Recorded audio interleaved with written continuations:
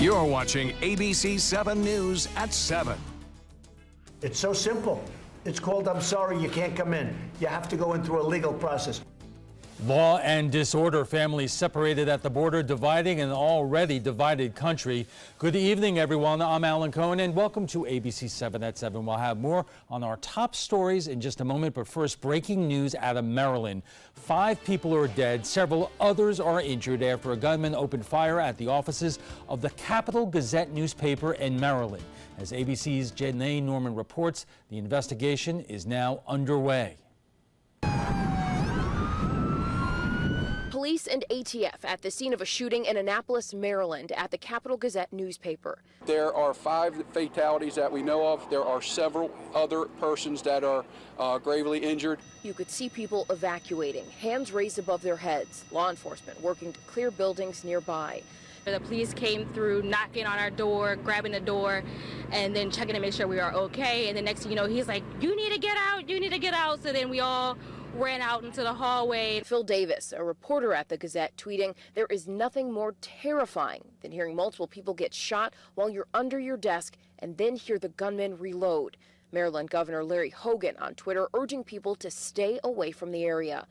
So far, authorities saying they have no motive for the shooting. It tells me there has to be something in reference to the newspaper. I would look at what they have recently published, in particular today.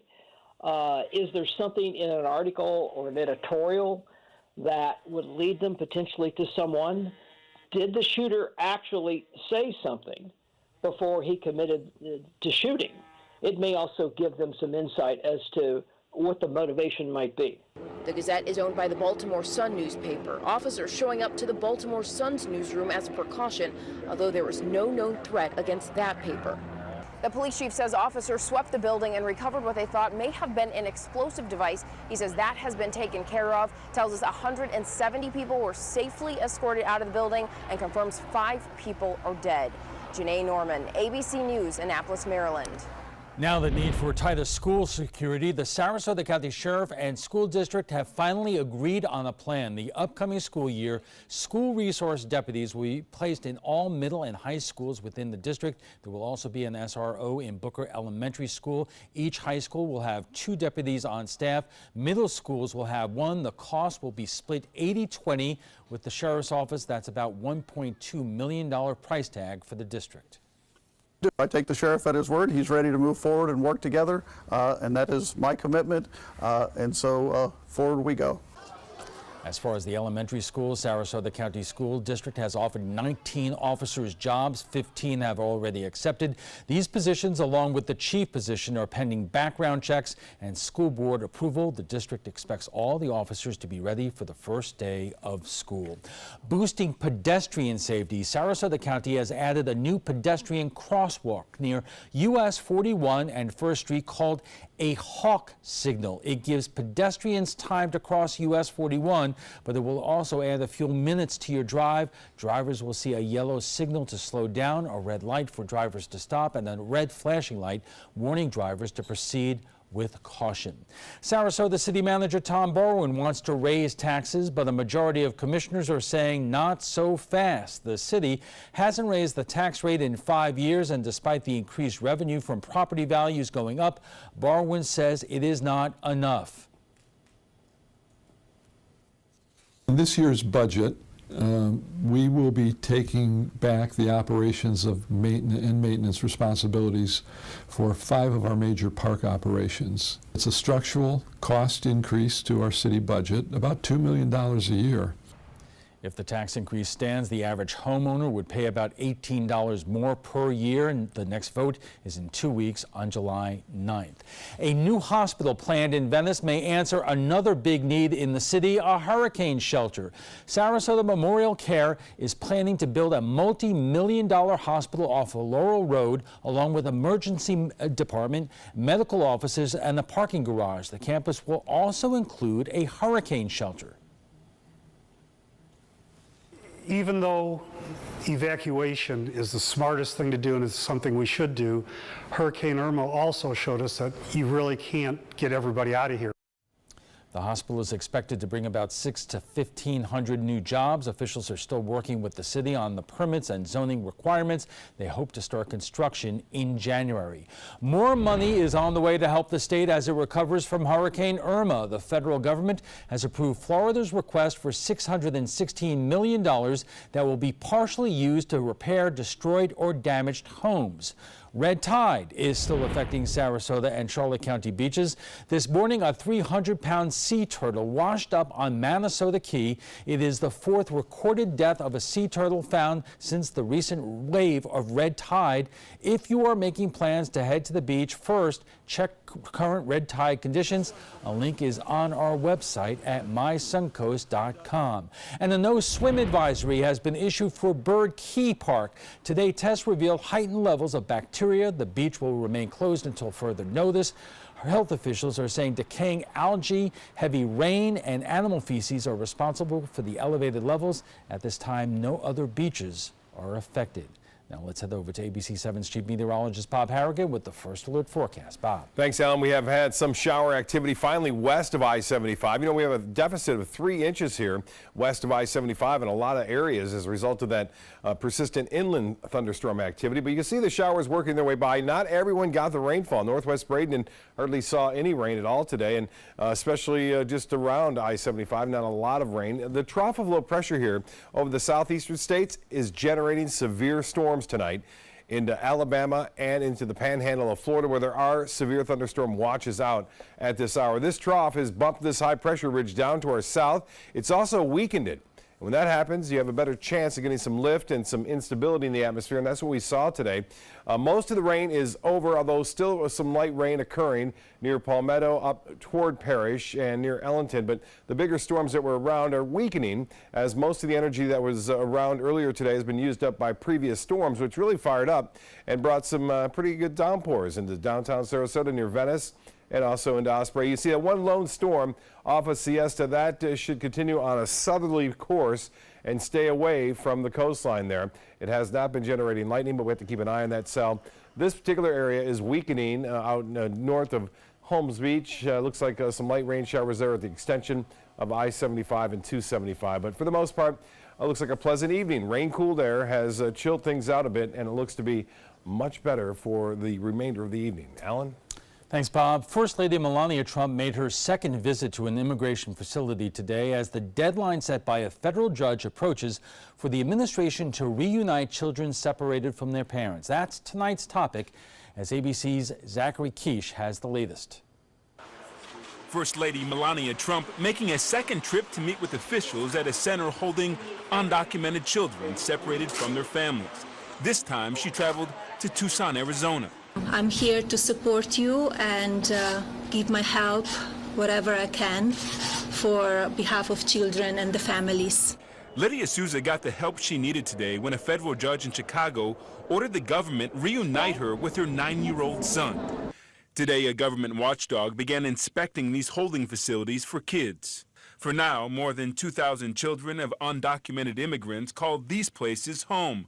A collection of spaces like this old Walmart and makeshift tent cities erected under the desert sun. There is no reason why any parent would not know where their child is located. But advocates for these children, some still babies, argue some of these families may never be reunited.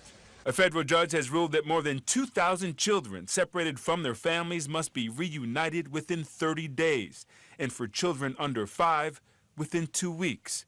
But confronting these challenges isn't easy, like this undocumented 6-year-old from Costa Rica, possibly abandoned by smugglers in that 100-degree heat with just a bottle of soda. Those images there, an example of the challenges that border agents are up against, what these migrants have to endure, and the desperate situation that many of these folks find themselves in. Zachary Quiche, ABC News, New York. Here on the Suncoast, it's amazing how friends and neighbors look at what's happening in very different ways. In the moment we talk about it at the Trapezoid.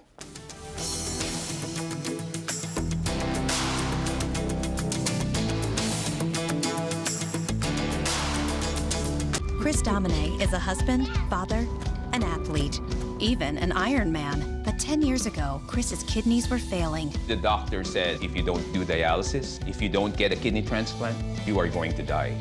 Then Chris received a second chance, made possible by an organ donor. Your well-being changes from loss of hope to better times ahead. Imagine what you could make possible. Learn more and sign up as an organ, eye, and tissue donor. Go to organdonor.gov. Choral Artists of Sarasota presents Patriotic Spectacular July 4th, 4:30 p.m. at First Church, Sarasota. Choral Artists of Sarasota's annual Independence Day celebration features traditional patriotic favorites, plus a choral salute to the 100th anniversary of Leonard Bernstein and a tribute to Dr. Martin Luther King Jr. narrated by Nate Jacobs. Come for the concert and stay for the fireworks over Sarasota Bay. Tickets at choralartistsarasota.org or by calling 941-387-4900. ABC7, your Suncoast News. We're here for you. Watch ABC7 wherever you are, on our live stream, on mysuncoast.com, on the ABC7 My Suncoast app, powered by the Eye Associates, providing sight for life, featuring traffic maps and live radar, dining with recipes, and My Suncoast Restaurant Guide. Visit mysuncoast.com. Click on the Apps tab to download the ABC7 My Suncoast app for Apple and Android. The body, it is a work of art and a powerful ally in the fight against cancer. A new approach called immunotherapy works by helping our immune system correctly identify and eradicate many types of cancer cells. Speak with your doctor and visit su2c.org/immunotherapy to learn more. Your body might just be your greatest hope.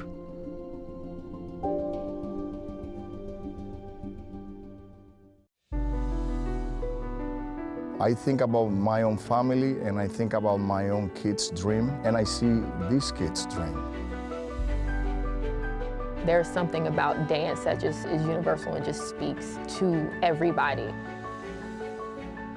Every day, some student makes a breakthrough, discovers something. Teaching is about giving. It's a different kind of giving. When I teach, I know it's a gift that I'm giving.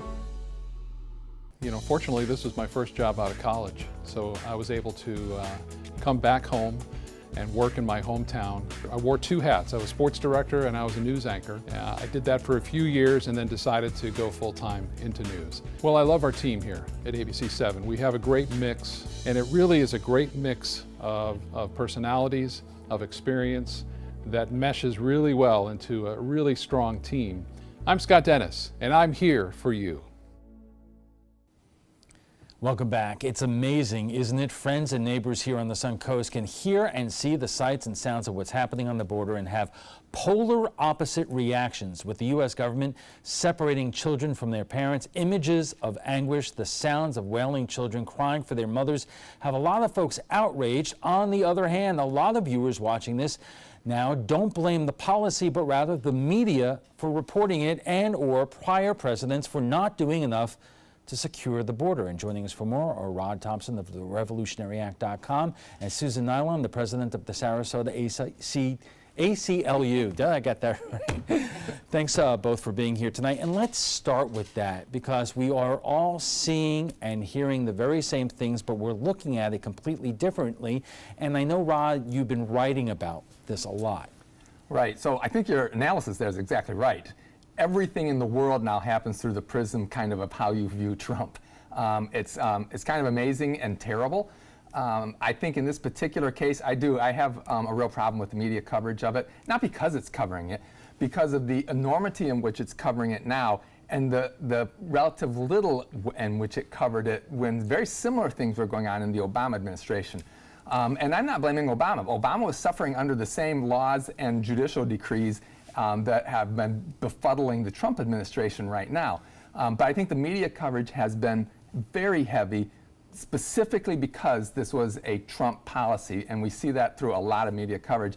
And it does not help the country in the whole divisive arena here. It does not help the country when half the country doesn't feel like they have any trust whatsoever left in the mainstream media. Susan? I would completely disagree. I don't think it has anything to do with the media. I think it completely has to do with the acts that are done by the administration. This zero tolerance policy got amped up in April. You didn't have a major amount, you didn't have 2,000 children torn from their parents during the Obama administration. No, but Obama was called by a lot of folks the deporter and Correct. chief. Absolutely. In fact, the deportations were incredibly high during the Obama administration. There's no dispute about that, but I think this is exceptionally heightened because of the treatment that they're doing to pull the families apart. Which was not done, Rod, the same way under Obama or George W. Bush. It was not, well, not at all under George W. Bush. Under Obama, it was done at a much lesser level. But what Obama was doing originally, before there was the Ninth Judicial Court ruling in 2015, was he was actually families that were captured coming across the border there illegally, they were being detained as families. Yes. Then the Ninth Circuit Court said that can't be past 20 days. So then he was trapped in what Trump got trapped in. Either you have to catch and release, which is what he chose to do, or you have to separate them, which is what Trump chose to do. So both were actually, in a sense, trying to enforce the law, but in the end, Obama chose a policy of non-enforcement by catch and release. Trump wanted a full enforcement of everybody, and it resulted in this, and he caved on it. We only have a few seconds right now. Yeah, I completely disagree with that, and I'd be happy to go back into detail when we come back. Our conversation on the immigration crisis continues right after we get a check on the First Alert forecast with Chief Meteorologist Bob Harrington. Bob. Thanks, Alan. Nice shot here again. Some folks seeing that rainfall delayed their boat trip, and then once it blew on through at Anna Maria Island there, they took off. As calm conditions out there in the waters too. Look at that, really quite nice. All the rain for the most part is over. There are a few showers still lingering out there in the Gulf of Mexico, but for the time being it's quiet, and it looks like it'll stay that way for the next couple of hours. There could be some redevelopment though later on tonight due to this trough of low pressure that's hanging on off into the North Florida area. There's that one or two shower activity still lingering here in the eastern Gulf of Mexico. Some light rain still near the interchange of I-75 and 275. There were some bigger storms near Minnesota and Inglewood and stretching up to Venice earlier. Those have since moved on. There's some light rain near Palmview, and you can see a little bit of activity here. It was pretty big earlier in St. Petersburg, but that has since faded away. And that's due to the fact that a lot of the energy was already used up prior to that arrival of that shower activity. Now, 1.9 inches there south of Mayaca City. That's the estimates from the Doppler radar site.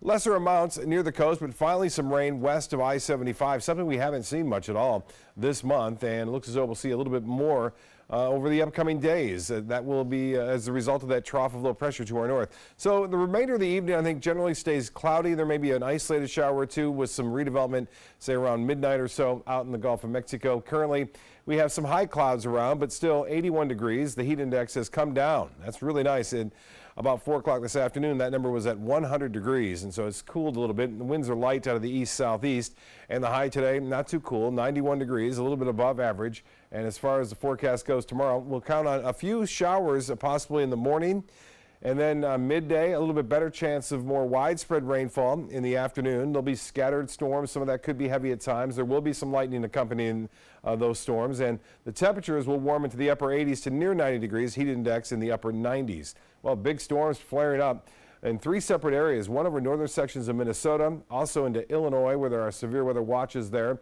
and over southern portions of Alabama tonight into North Florida. They could see some storms with winds up to 60 miles an hour there. You can see the watches in yellow right there. Those are severe thunderstorm watches, tornado watch in effect over North Dakota, and that high fire danger in Colorado. Colorado today, Denver, reached 105 degrees there. That's the all-time record high, tying the all-time record high in Denver. And you can see from the highs tomorrow, it'll stay hot there, 95 degrees, 99 in Kansas City, 100 expected high in Dallas, much cooler over places like Boston, considering 100 to 88 degrees. But this hot air is going to stick around all throughout the Midwest and throughout the upper Mississippi Valley, looks like, over the upcoming weekend. And the fire danger is very high in places like Utah, throughout most of Colorado, and into Wyoming. For boaters tomorrow, a few scattered showers you have to dodge. Outside of that, winds will be out of the west at 10 knots and seas running 1 to 2 feet with a light chop. The forecast for the next 7 days Looks like summer, and it is. Temperatures will warm to near 90 each day with a good chance for scattered showers and storms. Timing of it could be a little bit different at times, but generally the heaviest weather will be into the midday, and we could see a few coastal showers again on Friday and even on Saturday during the morning hours. We'll be right back after this. Trip that allows you to spend quality time with the family? Then discover the great outdoors on an Alabama Black Belt adventure. Create unforgettable memories while hunting, canoeing, camping, and more. Or challenge yourself on Robert Trent Jones Golf Trail, now celebrating 25 years. And while you're here, enjoy a Deep South dining experience. Book your adventure in one of our members' lodges or stay at the Renaissance Montgomery Hotel and Spa. Start planning an Alabama Black Belt adventure today. We're losing exotic animals on a daily basis, and the ones that we have in captivity are really the ambassadors for their wild counterparts. I'm Clayton Rozier from the Big Cat Habitat and Gulf Coast Sanctuary, housing over 150 exotic animals that needed a great home. And if you love animals, please help them. Do it locally. Support your local no-kill shelters, your local wild animal sanctuaries. Make a difference where you can. Hamilton was adopted from a rescue in 2008. He really likes to be around people. And as soon as I start to make my breakfast, Hamilton is right there. I get out my mat and I'm doing a downward dog and he's underneath. He's quite the pug about town. He gets invited to a lot of parties. He knows he's a pretty big deal. I mean, look at this little face. How could you not love him?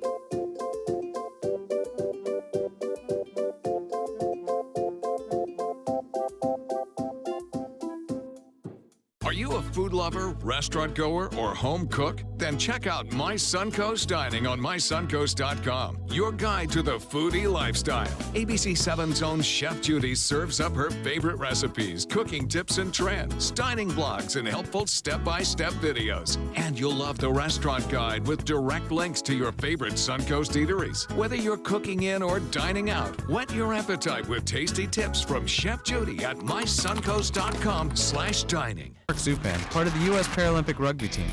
In my game, movement is everything. I get frustrated when my move is blocked, especially when that guy has no right to be there, even just for a minute.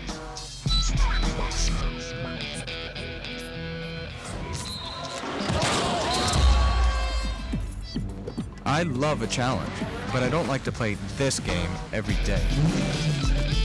A message from the United Spinal Association. Don't allow your weight to threaten your health or control your future.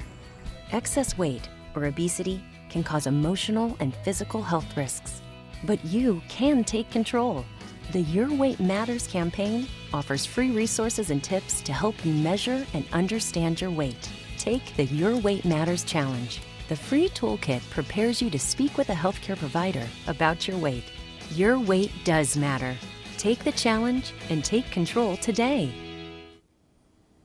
Welcome back. We are talking about the immigration crisis, and joining us for more are Rod Thompson of the RevolutionaryAct.com and Susan Nylon, the president of the Sarasota ACLU. And I know, Susan, there was something that you wanted to say in terms of responding to Rod. Yeah, Rod was saying there's really not much of a difference, and I say there absolutely is, because it's the way we treat the immigrants when they cross over the border in the courts.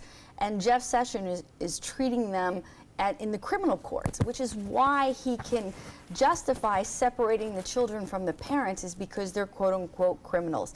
There's also a sense right now that the president wants to take away their due process. And it doesn't matter whether you're a citizen or not. When you step foot on American soil, you're entitled to due process. None of that happened during the Obama administration. Rod, this is the question I've always wanted to ask, especially to a Republican in Florida who was so supportive for decade after decade about the Cubans coming across by boat illegally, but it was U.S. policy once they reached shore, if they reached shore, they were here, and they were here for good. And the explanation is that they were escaping oppression, which you could argue, isn't that the same for those who are trying to escape El Salvador, Guatemala, other Central American countries? So, great point. You're right. Those were asylum seekers, and they were being persecuted in their country. I am all for us being the shining light on the hill for asylum seekers around the world. The The problem here is that virtually all of these people are coming here for economic reasons. And you see that for a number of reasons. When Trump was elected, and he was elected on a strong, protect the border sort of thing, what you saw was a total drop-off in people coming to the border for large part of the early part of the Trump administration. When it turned out that he wasn't actually changing much policy on the border at all, it started ramping back up a lot. That suggests that that's not probably persecution. And however, but I also like to say, we have a method for them to come in. You come to a port of entry, and if you come to a port of entry and you claim asylum, you are not separated from your family. Children are not separated. We have a whole process for that. When you come across illegally, when you try and sneak in illegally, you get caught, and then you claim asylum. That's when the criminal part kicks in. But it didn't matter with the Cubans. Well, because we had there, the policy was that there was, the assumption was that they were being persecuted. And in fact, both of those are risky ventures to take. But the assumption was that they were being persecuted, and practically most all of them were. And I would argue with that as well, because if you're seeking asylum, it would be really nice to think that it's all nice and folded neatly, so you can walk up and knock on the door and say, hey, I'm seeking asylum. But a lot of times they're not, and you won't know whether they are or they're not without due process. And it's also true, Rod, is it not? Although a lot of Cubans were escaping oppression, you have a lot of Major League Baseball players now, right now and in the past who escaped Cuba for the paycheck. Probably. I don't know what that has to do really with the southern border. The Cubans weren't just escaping a almost all regime. of them were. I mean, I know a lot of Cubans, and you hear the story after story after story about the oppression of their parents. You don't get that when you have a lot of these people coming from really crummy countries in a lot of ways, whether it's Guatemala or Honduras or other places. Their economies are terrible. They're third world countries. The living conditions are awful. I sort of get the impetus, but we have a legal process for that, and they could apply. They could apply to immigrate to our country. We could be having good debates, good discussions about what is the proper level of legal immigration. How many people of what types do we want as far as what their qualifications are? That's a great debate to have. And I'll let you respond in just a moment. Our conversation on the immigration crisis will continue after a quick break. Sorry. Maybe you can make retirement happen. After all, you made her college years happen. Opening that education savings account when she was little. Spearheading a campus tour. And another, and another, and another, and another. Bam! Deciphering financial aid. She was like, what? Well, now she's like, you aced planning for college. Now get the tips you need to get on track at aceyourretirement.org. This is the story of a boy who is very sensitive to lights and sounds. So he built secret hiding places where nothing could get in. The boy didn't like looking people in the eye. It made him feel uncomfortable. One day, he found out he had something called autism. His family got him help, and slowly, he learned how to live with it better. Early intervention can make a lifetime of difference. Learn the signs at autismspeaks.org.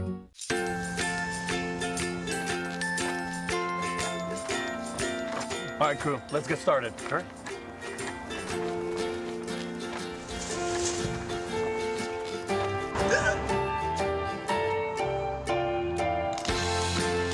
Don't ignore the law. You must call 811 at least 2 to 3 days before any digging project so you can avoid hitting our essential buried utilities. For digging projects big or small, make the call to 811.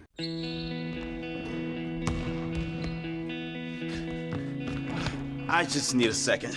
Is your weight holding you back and affecting your health? Did you see this? Your cousin had a heart attack. Really? Excess weight or obesity can be serious, but you can do something about it. Visit yourweightmatters.org. Download the free toolkit to prepare you to speak with a healthcare provider. Your weight does matter. Accept the challenge and take charge today. Visit yourweightmatters.org. The thought of my sons growing up without me inspired me to quit smoking. I talked to my doctors, and then I threw away all my cigarettes, ashtrays, and lighters. I started exercising instead of smoking. Letting my friends online know I was quitting kept me on track. Staying away from alcohol when I was first quitting was key. I kept on trying, learned something each time. Do whatever it takes. No matter how many times it takes. We did it. You can too. For free help, visit cdc.gov/tips. For more than 100 years, American Humane Association has been teaching kids to be kind to animals. Those in our homes, on the farms, on the silver screen, and wildlife conservation, caring for the world's vanishing creatures. But we can't do it alone. Visit kindness100.org to find ways to teach kids how they can make a more caring, compassionate, and humane world for all of us. I'm Deshauna Barber. In 2016, I was proud to win the title of Miss USA. What makes me just as proud is my service in the U.S. military. In the service, a soldier gains skills and learns values like discipline and leadership. That makes them an asset to any business that hires them. If you're an employer, on behalf of Coalition to Salute America's Heroes, remember to hire smart and bet on a vet. Visit saluteheroes.org or call this number to learn more. You're watching ABC7 News at 7:30. Welcome back. If you're tuning in, we are talking about the immigration crisis, and joining us for more are Rod Thompson of the RevolutionaryAct.com and Susan Nylon, the president of the Sarasota ACLU.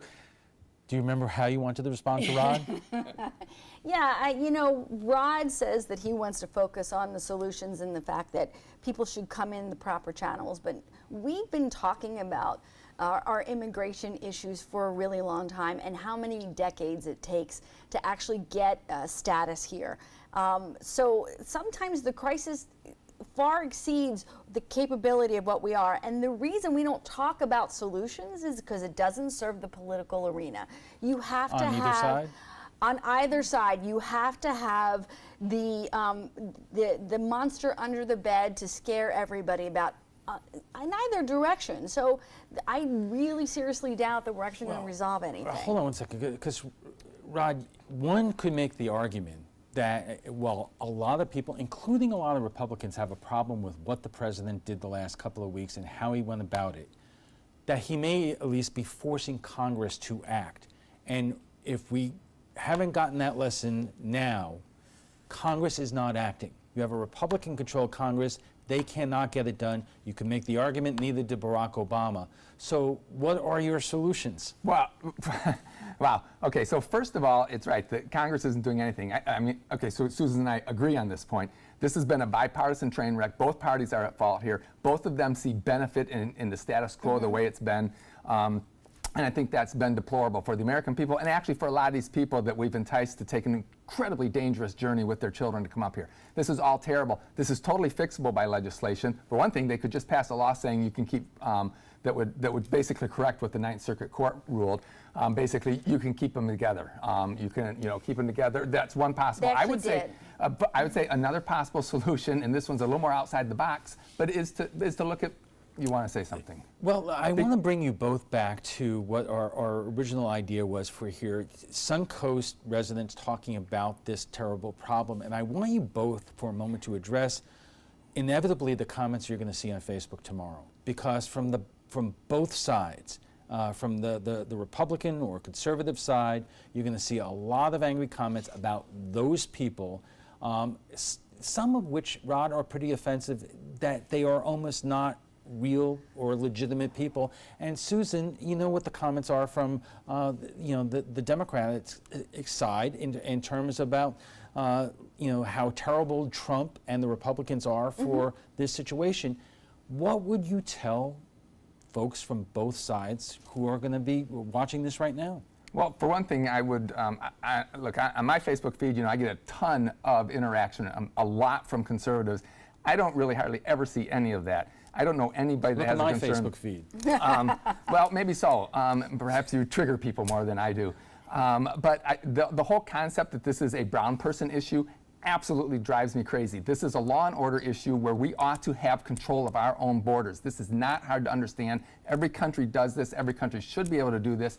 All we need to be able to do is do it in a compassionate way. And that's why I wanted to say that one of the possible things we could look at is building facilities in these other countries where we could process asylum seekers right there in a safe environment that the U.S. would control, and if they are approved, then we can bring them on up. And maybe that would diminish some of this going on. Susan? Yeah, I wouldn't argue with that at all. I think there needs to be a more humane way to deal with this.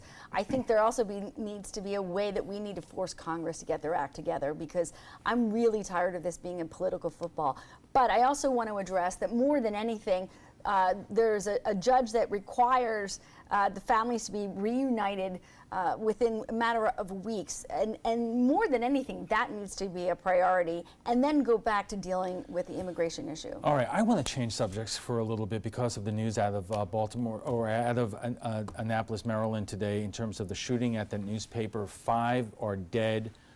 There are a lot of others in critical condition. There's a lot we do not know. We do not know the name as of now of the suspect. We certainly do not know his motivation. We're going to get that information in the hours and days to come. But this does come in the context of a lot of things over the last couple of days. You had that Milo Yiannopoulos, the former editor of Breitbart, who actually called this week for the shooting of journalists.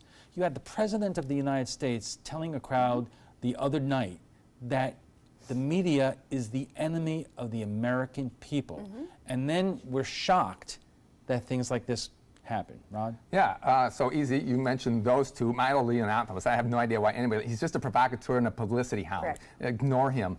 But I noticed you didn't mention what Maxine Waters said. Maxine Waters has been at the forefront of saying, go out there and harass Trump people, harass them, push back on them at every step. That's totally out of bounds, and both parties have said that, leadership, including Chuck Schumer. But we're talking about the targeting of journalists. There was a scene the other day that of Jim Acosta from CNN working, before the president's arrival, and how he was absolutely harassed in terms of members of the crowd coming up to him. But this is where we're at right now. It is, and it's a real problem. I've been in newsrooms a lot, and they have. I know both newsrooms I was in had security at the newsrooms because we should point out you are a long-time newspaper reporter and editor, and you're a former talk show host. Right. So there's crazy people out there, and they go for targets. Sometimes journalists are the targets. I don't feel that bad for Acosta because that's part of his job. And I remember I used to cover presidential campaigns in Iowa, and that was constant. The media was bombarded at events all the time when it was Republicans. That is true, but we have not had a situation before, or at least in a lot of years, that the President of the United States is calling the media the enemy of the people. And there are whack jobs out there who will take that literally and do something. Right, and so I don't think that the president can be responsible for his verbiage, and I've taken him to task a lot of times on your show for that. However, the person responsible for that shooting is the person who did the shooting, and that's the bottom line there. Susan? I'm always concerned when we have the leader of the United States, no matter what leader it is, focuses on violent insinuations towards any group of people. And it serves his purpose to make the media the enemy, just like the people at the border are the enemy as well. And I take exception to that, and I appreciate that you call him out on it. I want to see Congress call. I'd like to see him sanctioned, to deal with it properly. A couple of things, and I want to underscore this again. We do not know the name of the suspect. We do not know why he did this today. It could be, for all we know, a domestic situation or beef with that particular newspaper or a story that they wrote. But it does come into the context of, the general atmosphere that, and the president did say this, I believe, to Leslie Stahl. He goes after the media so people won't believe you. And if we're in a situation that people who may not like the coverage of the president are now, cornering reporters. And I have a friend who works locally who says he was in a gas station. Somebody recognized him. This is a guy who doesn't even cover politics, and he is being confronted in the gas station, calling him fake news. So when I was writing columns for the Sarasota Herald Tribune, Twice I got death threats for my columns. Both times it was on the gay issue. Not abortion, not some of that hotter button, on the gay issues. I got death threats. One I reported to the sheriff's office, one I didn't because it didn't seem really real, but it was. So this has always been a risk for journalists. I understand what you're saying about the president's verbiage, but I think in the end, it's the journalist's responsibility there. This is not new. We have not been trusting the media on the right for a long time. 30 seconds, I want to give Susan the last word here. You know, it's just heightened, and he sets the tone, and I'm sorry, it's inexcusable. It just really is. Okay, we have to leave it there. We want to thank Rod Thompson and Susan Nylon for joining us tonight. We have to take a quick break, but when we return, we're going to be joined by USF Sarasota Manatee economics instructor Michael Snipes, who will talk to us about bubbles, and he will explain after the break. There's nothing like this trail in Alabama. It just goes from the northern part of the state to the southern part of the state. We see all kind of different terrains, great value, great fun. We've been coming for 18 years. We started off with a group of 8, grew to 12, and grew to 16. And we love it because where else can you get world-class golf courses with world-class accommodations? To be able to play these type of courses in this environment, and the difficulty keeps us coming back over and over and over again. Every week on Animal Outtakes, it's a new animal adventure. From swimming to playing tag and just hanging with your friends, it's paradise for a bear. We'll take you on a tour of Paradise Ranch. And this week's Animal Encounter introduces us to a freshwater crocodile that's one of the most endangered crocs found in the wild. Join us this week on ABC7.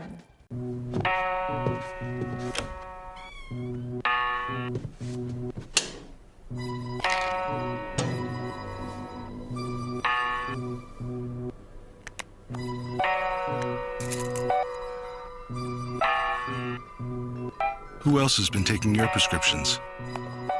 Keep your medicine and your family safe and secure. Mind your meds. To learn how we can help, visit the Partnership for Drug-Free Kids at drugfree.org. Coast Guard, we are taking on water. The United States Coast Guard. They secure our ports and waterways, protect our environment, keep drugs away from our kids, and save lives. It's dangerous work. And in times of triumph or tragedy, the Coast Guard Foundation answers the call to support Coast Guard members and their families. Learn more at coastguardfoundation.org. I am the resident district manager on the FAU campus for Chartwell. Whenever I see Haley, I do not see a person with a disability. I see a person with extraordinary abilities. Haley is always smiling. She's always on time. She gives fantastic customer service and is always focused on any job that she's given. Hi, this is Dan Marino. When your business recruits people with disabilities, everybody wins. To find out how, go to disabilitieswork.employflorida.com. What to expect when you're expecting a teenager. Today we're talking about how to wake up your teen, and this works literally every time.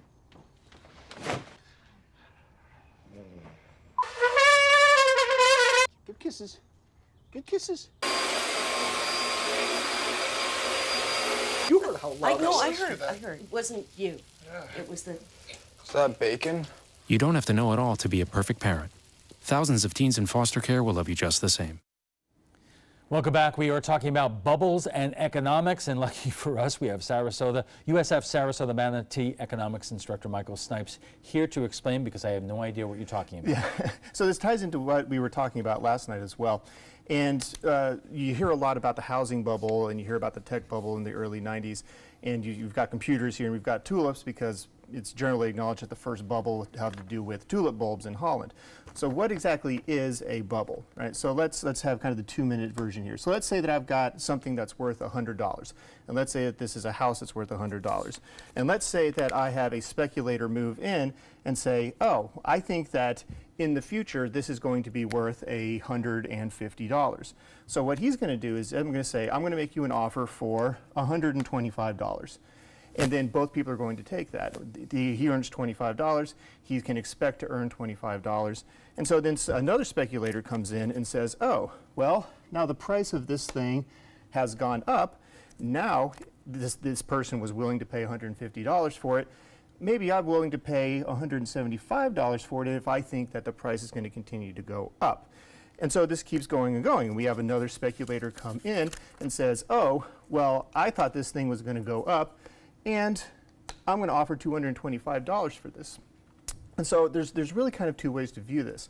And so if I were to ask you, well, what is the value of this house, what would you say? $100. You would say, and so that's one way to view it, right? And that's kind of the bubble way to think about it. So when we're talking about a bubble, what we're talking about is a discrepancy between the actual value of the thing itself and the price that it's selling for. That's essentially what a bubble is. Right, and obviously when the bubble bursts, a lot of bad things happen because, and I saw this when we used to live in South Florida, and we bought a house, I believe it was around $225,000. Years later, it sold for $500,000. And when the market crashed, those people were out a lot of money. Yeah, and there is another way that you can view this. If you could also answer that, well, the value of this house was $225. And that's more a kind of a more classical view of economics and pricing, that value and price are the same thing.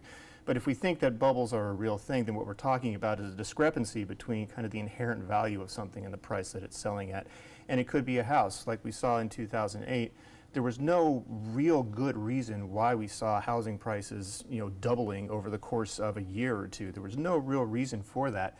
And really, that's more indicative of speculation driving price and investment and arbitrage driving price changes, as opposed to demand.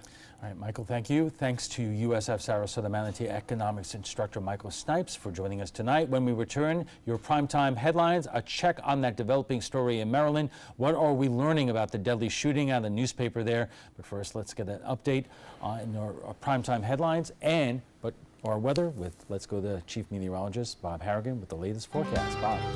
Thanks, Alan. And we're looking right now at a time lapse of what was going on in Casey Key this evening. You'll see as we move through time, there's one lone shower out there just dancing southward now. There it is right there. Some rain, a little bit of rainfall. Nothing along the coast, though, and it looks like things are pretty calm after some showers and thunderstorms this afternoon, even west of I-75, which has been a bit of a rarity this past June for the most part. You can see all that activity along the East Coast still winding down. Here's a trough of low pressure, and it's bringing big storms into North Florida right now with a few light rain showers out there in the eastern portion of the Gulf of Mexico. There's that one lone shower I just showed you from the Casey Key webcam, another isolated cell well offshore of 20 miles of Anna Maria Island, that pushing to the south. But it just gives you a little indication. We do still have some instability in the atmosphere, and we could see some redevelopment through the late night hours and during the early morning hours on Friday. But for the time being, the coast is clear as far as any kind of significant lightning goes. So no problems. You can resume your outdoor activities after a round of some thunderstorms, which brought us some rainfall, and not everywhere, but some areas. Braden didn't get as much. Also, Anna Maria Island did not get much rainfall, as well as all the way over into Onico. But North Sarasota did see about 0.3 of an inch of rainfall in downtown Sarasota. Evening planner looks like this. We'll see some clouds around, and then 11 o'clock now, there's a chance we could see some redevelopment and some showers, and even a few isolated thunderstorms. Temperatures will remain warm too, right around 80 degrees at 11 o'clock. Currently, we have some high clouds and 81 degrees, and winds out of the east-southeast at 3. The pressure, 30.03 inches. The dew point temperature at 74. High today warmed at 91, a couple degrees above the average, which is 89. 76 was the morning low. Those are typical temperatures for this time of year, and it looks like we'll stay that way too on Friday. Heat index will be close to 100, though, and that will begin as we get into the noon hour. And we'll see a chance for a few showers in the morning along the coast. Again, at noon, we'll start to see some scattered storms around. I think better chances in the afternoon and evening, and some of those storms could bring some locally heavy rainfall at times. The atmosphere is pretty juiced up. Elsewhere across the U.S., some big storms firing up into Illinois now, and the heat is on out west into Colorado. Denver today reaching an all-time record high at 105 degrees. And you can see some big storms as well over northern Minnesota, but those are starting to calm down just a little bit as this little trough of low pressure is still digging over the eastern states. Now, a tornado watch in effect over the northern plain states. There's a red flag warning for a high fire danger into Colorado. And then severe thunderstorms are possible into western Kentucky, Tennessee, and also southern Illinois tonight, as well as into parts of the panhandle of Florida. Satellite and radar picture review showing that a lot of the storms here have wound down, but we still see some rainfall on the East Coast. I mentioned the highs. These are the highs these were the highs today in some places. 98 in Kansas City. It's now cooled in Denver to 101. 98 in Dallas. Now here's a look at the highs. A little cooler tomorrow. 95 in Denver. Kansas City a little bit warmer at 99. All this heat is spreading to the east now. Cleveland will get up to 91. So although they've been enjoying kind of a cooler week over much of the Great Lakes and Northeast, that is soon to change as we head into the weekend. For boaters tomorrow, seas will be running 2 feet or less with a light chop on the bays and inland waters. And the extended forecast then calls for summer-like conditions all the way through the next 7 days. High temperatures right around average, lows the same. Good chance for showers and storms tomorrow. Tide goes down to 50%, which is fairly typical for this time of year. Right in through much of the work week next week into 4th of July. Alan will be back right after this. When it comes to drinking, what do you think moderation is? The U.S. Dietary Guidelines define moderation as up to 1 drink a day for women and up to 2 drinks a day for men. So what's a drink? The guidelines say a drink equals 12 ounces of beer, 5 ounces of wine, or a cocktail with 1.5 ounces of distilled spirits. Each contains the same amount of alcohol. Like to learn more? Visit drinkinmoderation.org. I witnessed him have 2 heart attacks in ICU. He went through seizures. We'd much rather have Aaron like this than dead. A lot of parents don't have that luxury. He can't talk. He can't walk. This is a condition Aaron will live with for the rest of his life because he abused prescription pills. Mind your meds. Learn more from the Partnership for Drug-Free Kids. Ever since I can remember, I've been intrigued by industrial design and the optimization. Wait, that's passion? Ever since I can remember, my passion has been industrial design. We need 3D printers for Miss Adams' engineering program so that we are ready to solve 21st century challenges. Impressive. Think It Up is a new initiative to support student-powered, teacher-led learning projects. Students and teachers, how can you spark great learning experiences in your classroom today? Think It Up.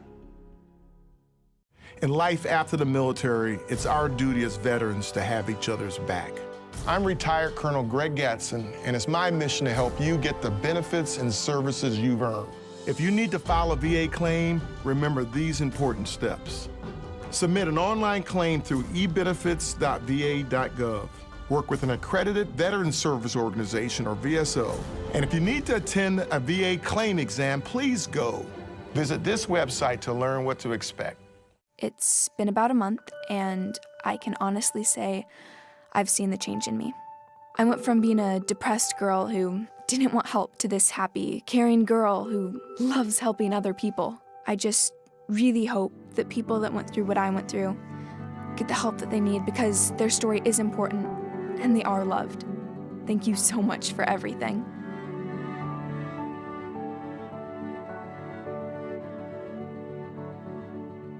Stay connected to your clients and new customers using ABC7 digital media services. Our team of professionals provide a wide array of digital services to help you get the most out of your website. We specialize in building and helping you maintain the most effective digital solutions for your business. It's vital that your online presence stands out, so our experts will equip you with the best resources available. Trust ABC7 digital media services to give you the right tools to grow your business.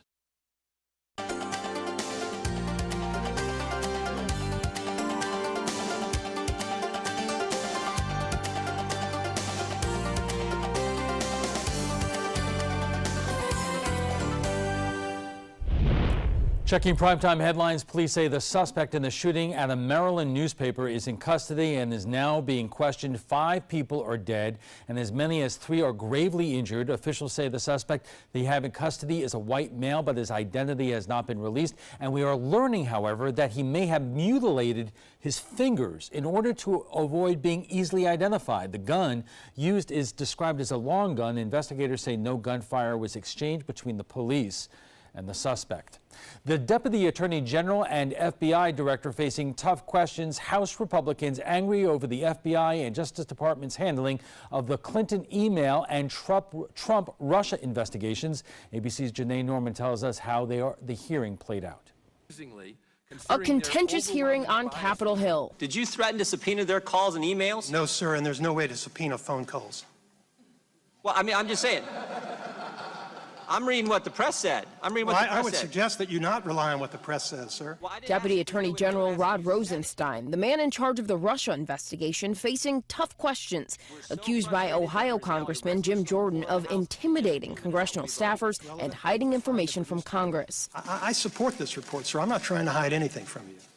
But your use of this to attack me personally Why did you is deeply wrong. Rosenstein taking heat as the FBI is already under fire, asked why he hasn't recused himself from the Russia investigation, and urged by House Republicans to wrap it up. If you have evidence that this president acted inappropriately, present it to the American people.